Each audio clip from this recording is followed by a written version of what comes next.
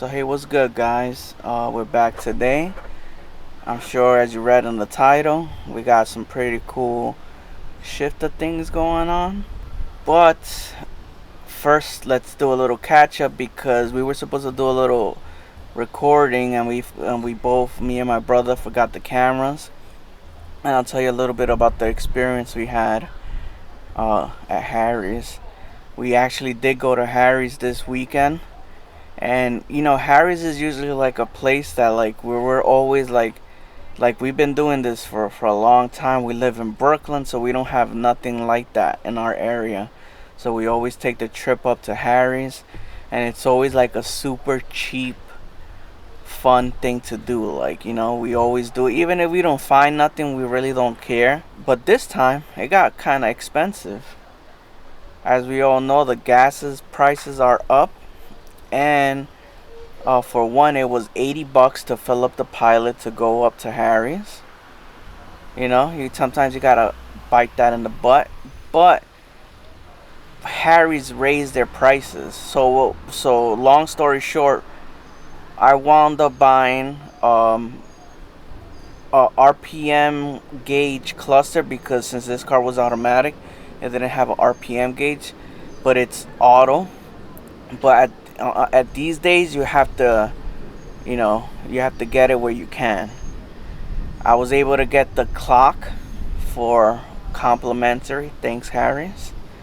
I got a lot of little stuff. I got the radiator support, the radiator stay bracket for the radiator and the AC. I got the bumper support bar. I also got the bumper crash bar that goes in the front. Because we're not gonna be, lightweight gang. We're gonna put everything back the way it's supposed to be put back. And it was like little trinkets here and there. So all in all, the trip came out to be $80 for the gas, right? The first stop was $65 when I bought the cluster. And then the second stop was $45. And like I said, we really just got like little, knickknacks. We didn't get like a huge score or nothing crazy. And Harry's did post a sign that said, we're raising our prices as everybody is. But it kind of sucks that that's something that us, our little team, our little group, that's like something we love to do, and we love to do it because it's so cheap. And even if we don't find nothing, it's just something fun to do, though. And all my brother got was mud flaps that I bought for him, rear EG mud flaps, what he got on his trip. So let me turn the camera around and show you the stuff. As you can see, there's the cluster. Everything is working pretty nice. And then I got the clock.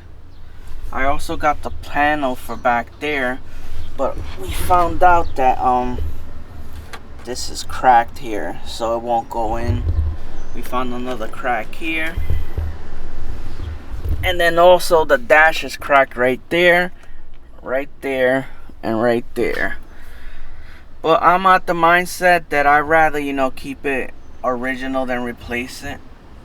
The cracks don't bother me too much. So yeah, my memory is not the best. So this is like, I got the heat shield for the headers, I got the cluster, I got the radiator stay for the radiator and the AC brackets, I got the bumper support. I found this gold H, which is pretty beat, and I got the OEM license plate covers. You see those two blue ones? Those were for free. And I got the crash bar with the cushion. So what you see there was 65 plus 45. So you guys tell me if what you see there, on a Harry's trip, would you think that's $110? I don't, but I need the stuff. It's hard to get, blah blah blah. So you bite the bullet and you just pay. You pay the man. Alright guys, I got my brother here working on his brakes. He's a baller. So he got those EBCs on. I'm fiend out to drive it already. Jack and see EBC brakes, Hawk brake pads. I put my brother's function foams, type 1s in the front. I bought brand new True Heart front camber kits. I got the True Heart toes, rear toes. I got the True Heart rear camber kits. I got function 7 lower control arms and subframe. And I'm gonna put the rear on probably later on. I'm gonna use his rear disc brakes. We took off the EK for the back, and I just ordered new e-brake cables. Trying to get this to be right, and then also still debating on swapping it because automatic sometimes is way easier to drive than stick. So let's see how that goes. And over here, we were lucky enough that he helped me take out the shifter for our project today. This is the K-Tune. This is the last one that came out. This is where they fixed all the problems they had. But as you can see, it has the big base. On the B series, it's not like that. But on this D series, we had to cut all that out, notch it, in order to make it fit.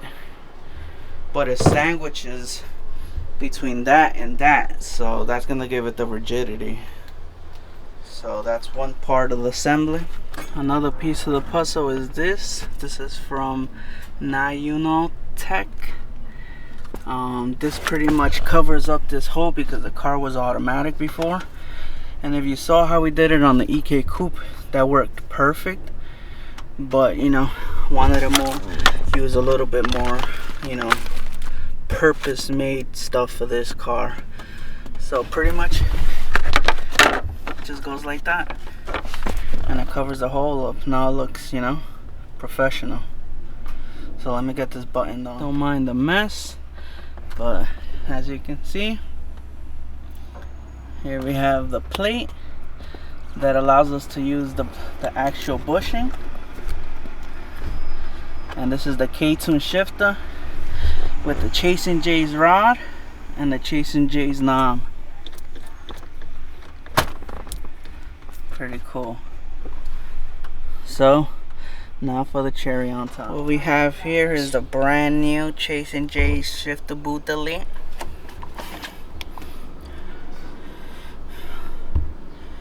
Amazing work. And this is just gonna be the cherry on top. I'm pretty new to the EGs. I didn't know that they required a very short screw down there, and I went too far and it went through, but it is what it is for now. And well guys, here it is in all its glory.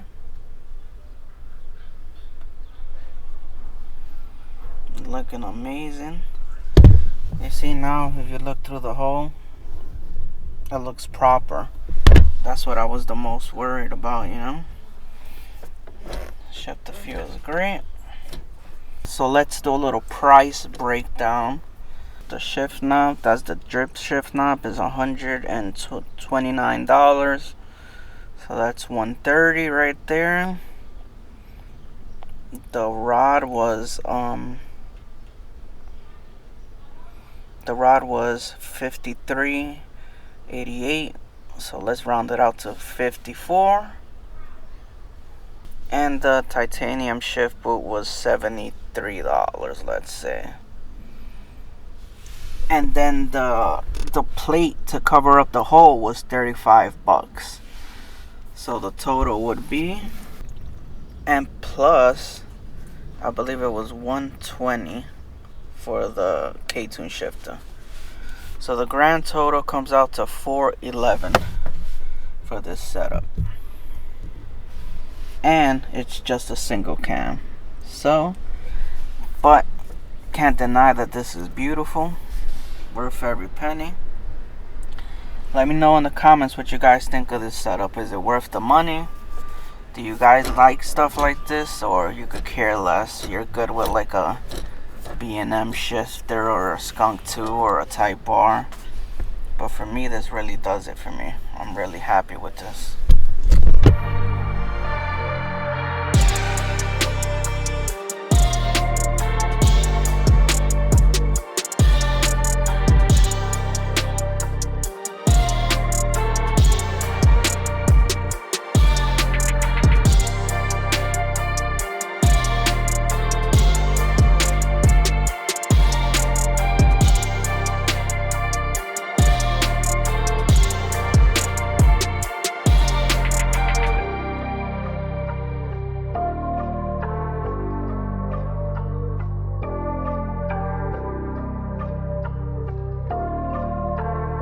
guys, a little short, quick one, but I believe a cool one.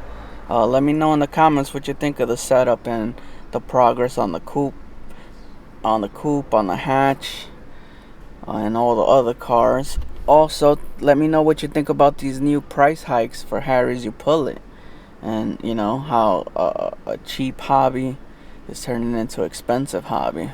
Put it down in the comments. I'll see you on the next one.